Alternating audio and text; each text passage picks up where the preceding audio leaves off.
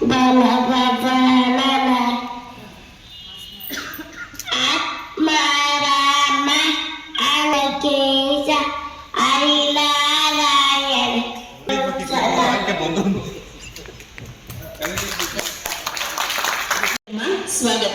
ವೇದಿಕೆಯ ಮೇಲಿರುವ ಎಲ್ಲರನ್ನೂ ಮತ್ತು ನನ್ನ ಎಲ್ಲ ರೊಟೇರಿಯನ್ ಕುಟುಂಬವನ್ನು ಸ್ವಾಗತಿಸಬೇಕೆಂದು ಅಧ್ಯಕ್ಷರಾದ ಉಮೇಶ್ ರವರನ್ನು ಕೇಳ್ಕೊಳ್ತಾ ಇದ್ದೀನಿ. ಎಲ್ಲರಿಗೂ ನಮಸ್ಕಾರ. ಇವತ್ತು ರೋಟರಿ ಕ್ಲಬ್ನ ವತಿಯಿಂದ ಹುಟ್ಟುಹಬ್ಬ ಆಚರಣೆ ಹಾಗೂ ವಿವಾಹ ವಾರ್ಷಿಕೋತ್ಸವ ಸೇವಾ ಚಟುವಟಿಕೆಯಾಗಿ ಸೋಲಾರ್ ಯುಪಿಎಸ್ ವಿತರಣಾ ಕಾರ್ಯಕ್ರಮವನ್ನು ಇವತ್ತು ಹಮ್ಮಿಕೊಂಡಿದ್ದೇನೆ.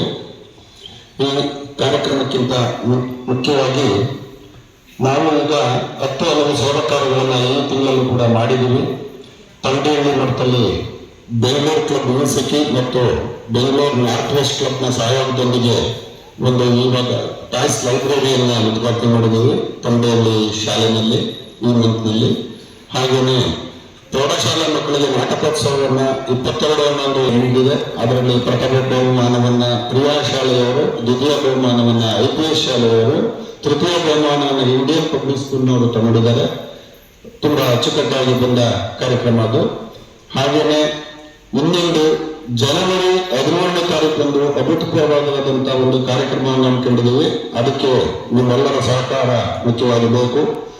ರೋಟರಿ ಕ್ಲಬ್ ಅರ್ಪಿಸುವ ರೋಟರಿ ಸ್ಟಾರ್ ಸಂಭ್ರಮ ಅಂತ ಹೇಳಿ ಜನವರಿ 17, 2026 JJC ಗ್ರೌಂಡ್ನಲ್ಲಿ ಒಂದು ಕಾರ್ಯಕ್ರಮವನ್ನು ಆಯೋಜಿಸಿದ್ದೀವಿ. ಇದು ನಿಧಿ ಸಂಗ್ರಹಣೆಗೋಸ್ಕರ ಮಾಡ್ತಿರ್ತಕ್ಕಂಥ ಕಾರ್ಯಕ್ರಮ. ಬಡ ಮಕ್ಕಳ ವಿದ್ಯಾರ್ಥಿಗಳ ವಿದ್ಯಾಭ್ಯಾಸ ಕಲ್ಯಾಣ ನಿಧಿ ಅಂತ ಹೇಳಿ ಇದಕ್ಕೆ ಗುರುಕಿರಣರವರು ಮುಖ್ಯ ಇದಾಗಿ ಬರ್ತಾ ಇದ್ದಾರೆ.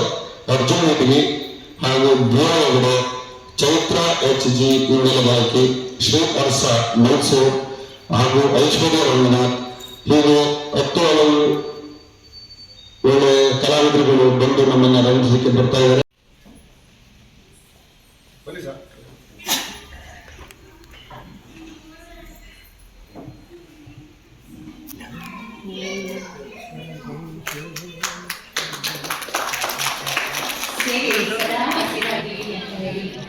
ಮಾಡ್ತಕ್ಕಂಥ ಒಂದು ಸೋಲಾರ್ ಅನ್ನ ವಿತರಣೆ ಮಾಡ್ತಕ್ಕಂಥ ಒಂದು ಕೆಲಸವನ್ನ ನಮ್ಮ ಅಧ್ಯಕ್ಷರಾಗಿರ್ತಕ್ಕಂಥ VR ಉಮೇಶ್ ಅವರು ಮತ್ತೆ ಎಲ್ಲ ಪದಾಧಿಕಾರಿಗಳು ಸಹ ಇವತ್ತು ಮಾಡ್ತಾ ಇರ್ತಕ್ಕಂಥದ್ದು ಒಂದು ಅವಿಸ್ಮರಣೀಯವಾಗಿರ್ತಕ್ಕಂಥದ್ದು. ಅದರಲ್ಲೂ ನಮ್ಮ ರೋಟರಿ ನಮ್ಮ ಉಮೇಶ್ ಅವರು 11ನೇ ಅಧ್ಯಕ್ಷರಾಗಿದ್ದಾರೆ. 11 ವರ್ಷದಲ್ಲಿ 100 ವರ್ಷ ಆ ಸ್ಥಾಪನೆ ಅತಿ ಹೆಚ್ಚು ಸಾಧನೆಯನ್ನು ಮಾಡಿ ಮೊದಲನೇ ಸ್ಥಾನದಲ್ಲಿ ಇರ್ತಕ್ಕಂಥದ್ದು ನಮ್ಮ ರೋಟರಿ ಕ್ಲಬ್ ಅಂತ ನಾವು ಹೇಳಬಹುದಾಗಿದೆ. 100% ತಮಾಷೆ ಹೇಳ್ತಾ ಇಲ್ಲ. ಇಂಥ ಒಂದು ರೋಟರಿ ಕ್ಲಬ್ನಲ್ಲಿ ಏನು ನಾವು ವಿವಾಹ ವಾರ್ಷಿಕೋತ್ಸವವನ್ನು ಆಚರಣೆ ಮಾಡ್ತಾ ಇದೀವೋ ಇದು ನಮ್ಮ ಮನೆಯಲ್ಲಿ ಮಾತ್ರ ನಾವು ಆಚರಣೆ ಮಾಡ್ಕೊಂತಿದ್ವಿ. ಇಷ್ಟು ಜನರ ಮಧ್ಯೆ ನಾವು ಆಚರಣೆ ಮಾಡ್ಕೊಂತಿರ್ಲಿಲ್ಲ. ಯಾಕೆಂದ್ರೆ ಇದು ವ್ಯಕ್ತಿಗೆ ಗೌರವವನ್ನು ಕೊಡ್ತಕ್ಕಂಥ ಒಂದು ಸಂಸ್ಥೆ, ಸ್ನೇಹವನ್ನು ಬೆಸೆತಕ್ಕಂಥ ಒಂದು ಸಂಸ್ಥೆ. ಹಿಂಗೆ ಒಂದು ಫಂಕ್ಷನ್ ನಡೀತಿತ್ತು. 1ರಿಂದ 10 ಎಲ್ಲ ಅಲ್ಲೆಲ್ಲ ಕೂತ್ಕೊಂಡಿದ್ರು. 9 ಬಂತು ಯಾಕೆಂದ್ರೆ ನಿನ್ಗಿಂತ ದೊಡ್ಡವನು ಅಂತ. ಅದೇ ರೀತಿ 8, 7 ಪಡಿತು. 2 1ಕ್ಕೆ ಸರಿಯ ಹೊಡಿತು. ಹೊಡೆದಾಗ ಬೇಜಾರು ಮಾಡ್ಕೊಳ್ಳಿಲ್ಲ. ಯಾಕೆಂದ್ರೆ ನಾನೇ ದೊಡ್ಡವನು ಸೀದಾ 0 ಹೊಡಿಬೇಕಾಗಿತ್ತು. 0 ಅದಕ್ಕಿಂತ ಕಡಿಮೆ. 0ಗೆ ಬೆಲೆ ಇಲ್ಲ ಅಂದ್ಕೊಂಡು ಅದಕ್ಕೆ ಹೊಡಿಬೇಕಾಗಿತ್ತು ಜೋರಾಗಿ. 1 ಮಾಡ್ಲಿಲ್ಲ. ಆ 1 ಏನ್ ಮಾಡ್ತು, 1 0 ಪಕ್ಕನು, 0 ಚಿಕ್ಕದು, 8 ಚಿಕ್ಕದು, 7 ಚಿಕ್ಕದು ಅಂತ ಹೇಳ್ತಿದ್ದಲ್ಲ, ಈಗ ದೊಡ್ಡದೇ ಅವರು 0ನೇ ದೊಡ್ಡದಾಯ್ತು. 0 ಪಕ್ಕದಲ್ಲಿ 1 ಬಂದಾಗ ಜಾಸ್ತಿ ಆಯ್ತು. ಹಾಗೆ ನಮ್ಮ ರೋಟರಿ ಸಂಸ್ಥೆ ಏನಿದೆ ಇಲ್ಲಿ ಯಾರನ್ನು ಕೀಳಾಗಿ ನೋಡ, ಶ್ರೀಮಂತರಾಗ್ಲಿ ಬಡವರಾಗ್ಲಿ ಎಲ್ಲ ರೊಟೇರಿಯನ್ಸ್. ಇಂಥ ಒಂದು ಸಂಸ್ಥೆ, ಹಾಗಾಗಿ ಇಲ್ಲಿ ಸ್ನೇಹಮಯವಾಗಿರ್ತಕ್ಕಂಥ ಗೌರವವಾಗಿರ್ತಕ್ಕಂಥ ಕಾರ್ಯಕ್ರಮ ಮಾಡ್ತಾ ಇದ್ದೀವಿ. ನಂತರ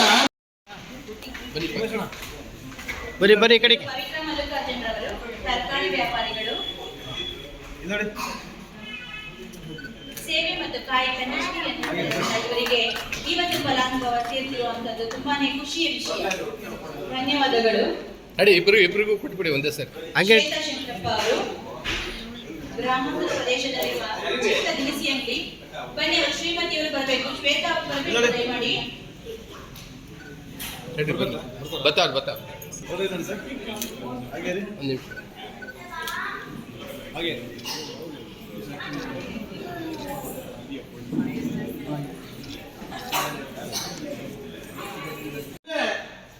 ನನ್ನೇ ಉಮೇಶ್ ಅವರು ನೀವು ಮಾತಾಡ್ಬೇಕು ಅಂತ. ಯಾವ ವಿಷಯ ಮಾತಾಡ್ಬೇಕು?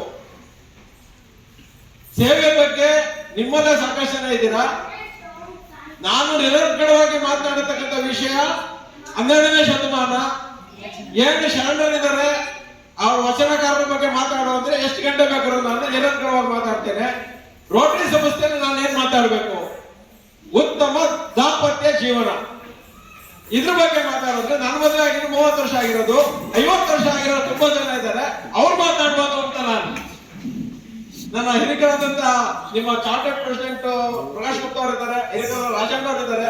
ಅವರೆಲ್ಲರ ಅನುಭವ ನಮ್ಮ ವಯಸ್ಸು ಅಷ್ಟೇ. ಆದ್ರಿಂದ ದಾಂಪತ್ಯ ಹೇಗಿರ್ಬೇಕು ಅಂತ ಮಾತನ್ನ ನನ್ನ ಬಾಯಲ್ಲಿ ಎಷ್ಟಾಗುತ್ತೋ ಅಷ್ಟನ್ನ ಹೇಳಕ್ ಇಷ್ಟಪಡ್ತೇನೆ. ದಯವಿಟ್ಟು ಯಾರು ಅನ್ಯತಾ ಭಾವಿಸ್ಬೇಡಿ. ದಾಂಪತ್ಯ ಹೇಗಿರ್ಬೇಕು? ನಮ್ಮ ಶತಮಾನದಲ್ಲಿ 12ನೇ ಶತಮಾನದಲ್ಲಿ ದಾಂಪತ್ಯ ಇಡೀ ಪ್ರಪಂಚದಲ್ಲಿ ಅತ್ಯುತ್ತಮವಾದಂತಹ ದಂಪತಿಗಳು ಯಾರು ಅಂದ್ರೆ ಜೇಡರ ದಾಸಿಮಯ್ಯ ಮತ್ತು ದುಗ್ಗಳೆ. ಯಾರಾದ್ರೂ ಹೆಸರು ಕೇಳಿದ್ದೀರಾ? ನಮ್ಮ ಚಿದಂಬರೇಶ್ವರ ಗ್ರಂಥಾಲಯದ ರಾಮಚಂದ್ರಪ್ಪ ಅವರು ಕೇಳಿದ್ದಾರೆ. ಯಾಕಂದ್ರೆ ಇದ್ರ ಬಗ್ಗೆ ಅವರು ಪುಸ್ತಕ ಪರಿಚಯ ಮಾಡಿಸಿದ್ರು.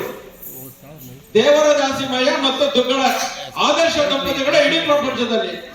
ಅವರು ಬಂದಂತ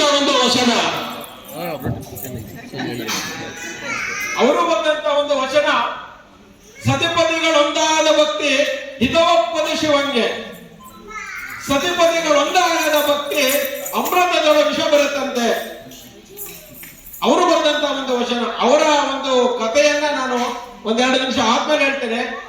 ದಾಂಪತ್ಯ ಹೇಗಿರ್ಬೇಕು? ದಾಂಪತ್ಯವನ್ನ ನಾವು ಸಂಸಾರಸ್ಥರಾಗಿ ಮದುವೆ ಆದಾಗ ನಾವು ಮಾಡ್ತಕ್ಕಂಥದ್ದು ಒಂದಲ್ಲ, ನಮ್ಮ ದೇಹದ 2 ಭಾಗಗಳನ್ನ ಜೋಡಿಸೋದಲ್ಲ, ಅವರ ಮನಸ್ಸುಗಳನ್ನ ಒಂದು ಮಾಡಬೇಕು, ಅವರ ಹೃದಯಗಳನ್ನ ಒಂದು ಮಾಡಬೇಕು, ಹಾಗೂ ಅವರ ಆಲೋಚನೆಗಳನ್ನ ಒಂದು ಮಾಡಬೇಕು, ಆ 2 ಕುಟುಂಬಗಳನ್ನ ಒಂದು ಮಾಡಬೇಕು. ಈ ಎಲ್ಲ ಆದರ್ಶಗಳನ್ನ ಒಂದಾಗಿರ್ತದೆ. ಆ ಕುಟುಂಬ ಶಾಂತವಾಗಿದ್ರೆ ಅವರ ಮಕ್ಕಳು ಶಾಂತವಾಗಿರ್ತಾರೆ. ಆ ಪರಿವಾರ ಶಾಂತವಾಗಿದ್ದಾಗ ಸಮಾಜದ ಶಾಂತವಾಗಿರುತ್ತೆ. ಆದರ್ಶದ ದಂಪತಿಗಳ ಒಂದು ಪ್ರಭಾವ ಹಾಗೂ ಅವರು ಹೇಗಿರ್ಬೇಕು ಅನ್ನೋದು ಆದರ್ಶ ದಂಪತಿಗಳು. ಮೊದಲನೇದಾಗಿ ಏನ್ ಮಾಡ್ಬೇಕು ಅಂದ್ರೆ ಏನ್ ಮಾಡ್ಬೇಕು? ಆದರ್ಶವಾಗಿರ್ಬೇಕು ದಂಪತಿಗಳು. ಸುಮ್ಮನೆ ಕೊಡ್ಬೇಕು. ಯಾವಾಗ ಹೆಂಡತಿ ಬೈದಾಗ ಏನ್ ಮಾಡ್ಬೇಕು? ಸುಮ್ಮನೆ ಕೊಡ್ಬೇಕು. ಅರ್ಧ ಗಂಟೆ ಆದ್ಮೇಲೆ ಇಬ್ರು ರಾಜ ಆಗ್ತಾರೆ. ಅದಕ್ಕೋಸ್ಕರ ಮೊದಲನೇ ಹೇಳಿದ್ದೇನೆ, ಪುರುಷರು ಏನ್ ಮಾಡ್ಬೇಕು? ಹೆಂಡತಿಗೆ ಬೈದಾಗ ಸುಮ್ಮನೆ ಕೊಡ್ಬೇಕು. ಆದರ್ಶ ದಂಪತಿಗಳಾದಕ್ಕೆ ಇಷ್ಟು ಮೊದಲನೇದೊಂದು ಸೂತ್ರ 5 ಅಂಶಗಳನ್ನ ನಿಮ್ಮ ಮುಂದೆ ಹೇಳಕ್ಕೆ ನಾನು ಇಷ್ಟಪಡ್ತೇನೆ. ಮೊದಲನೇದಾಗಿ ಹೊಂದಾಣಿಕೆ ಇರಬೇಕು.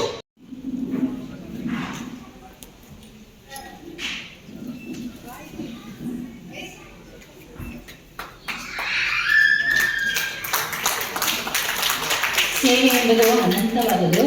ಆ ಅನಂತವಾದ ಸೇವೆಯನ್ನ ಸದಾ ಹೀಗೆ ಮಾಡ್ಕೊಂಡು ಬರ್ತಾ ಇರಬೇಕು ಅನ್ನುವಂಥ ಹುಮ್ಮಸ್ಸಿನಲ್ಲಿ ಸ್ಫೂರ್ತಿಯಲ್ಲಿ ರೋಟರಿ ಕೆಲಸ ಮಾಡ್ತಾ ಇದೆ.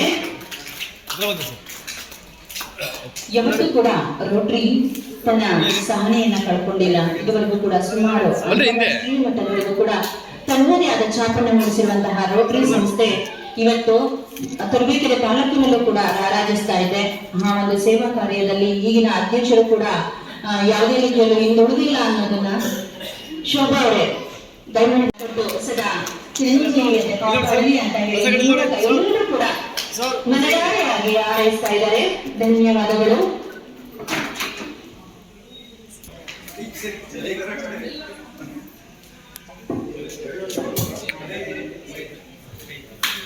ನೀವು ಹೇಳಿ ಹ್ಯಾಪಿ ಬರ್ತ್ಡೇ ಅಂತ ಹೇಳಿ ಸಾ.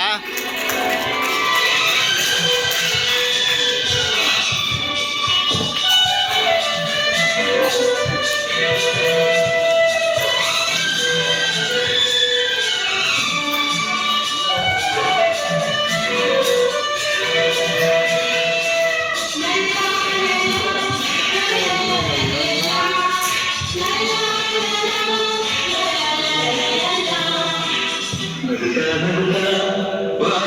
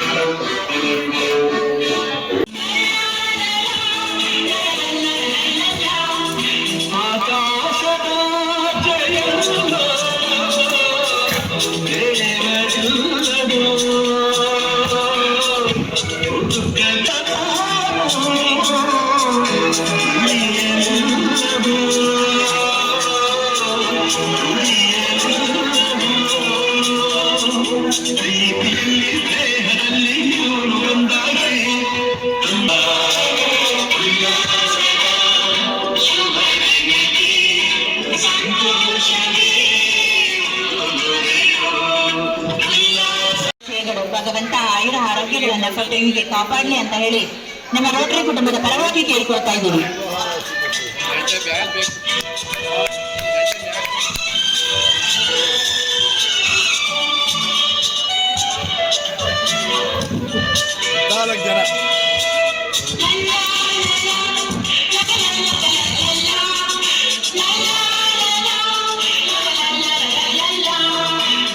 ನಗುತ್ತಾ ನಗುತ್ತಾ ಬಾಳು ನೀನು ನೂರು ವರ್ಷ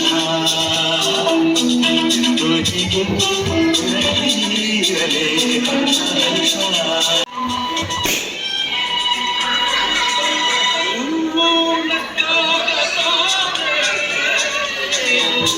ಅಂದಲಿರುವುದು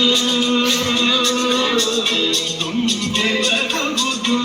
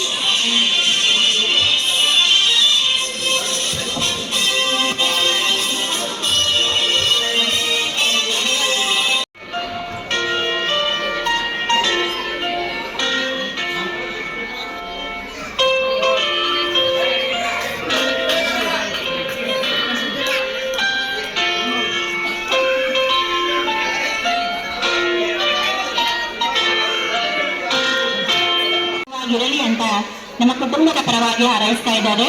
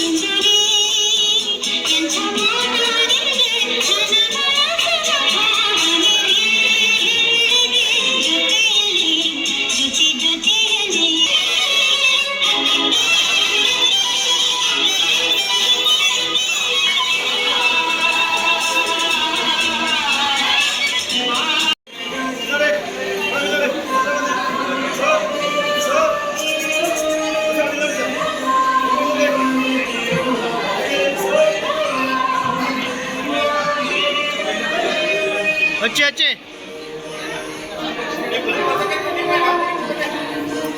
ಹಚ್ಚಿ ಅಣ್ಣ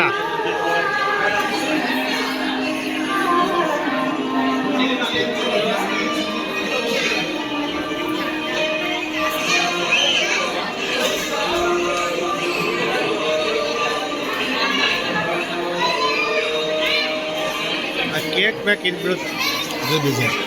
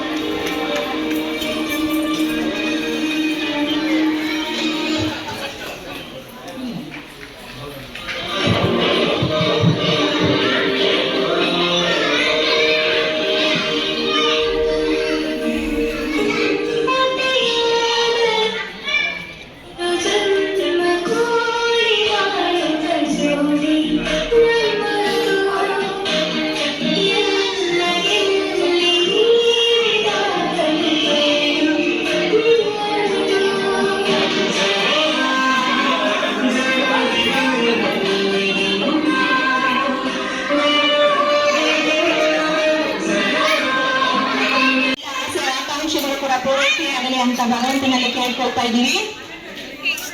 ಜನ್ಮದಿನದ ಶುಭಾಶಯಗಳ ಪುಟ್ಟ.